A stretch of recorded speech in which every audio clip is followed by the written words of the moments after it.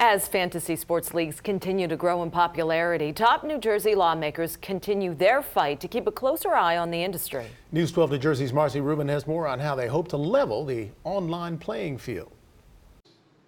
This is what fantasy sports looked like a few years ago. Friends basically betting on bragging rights. Now it's become a $1 billion, mostly online industry with millions of fans playing daily, like Rob Abbold. Me and my buddies use it all the time, actually, and it's a pretty cool thing because weekly you can just, gamble and bet on fantasy sports. Because of how it started, fantasy sports was exempt from earlier gambling laws and therefore left unregulated. Some of New Jersey's top lawmakers want to change that. I don't think anyone anticipated these daily games, let alone for it to turn into a multi-billion-dollar industry with prizes up to $2 million.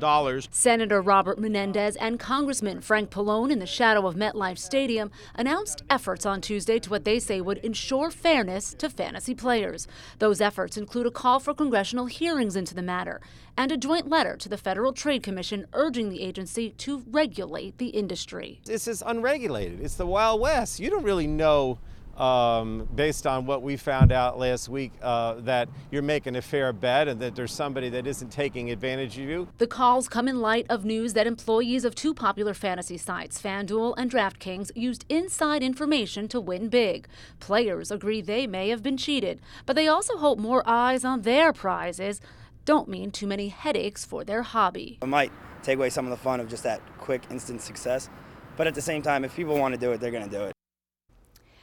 No word on when those hearings that Congressman Pallone called for will actually happen. In the letter to the FTC, he and Senator Menendez asked whether the agency actually has the power to oversee fantasy sports, and if they do not, they say they will consider legislation that would. Marcy Rubin, News 12, New Jersey.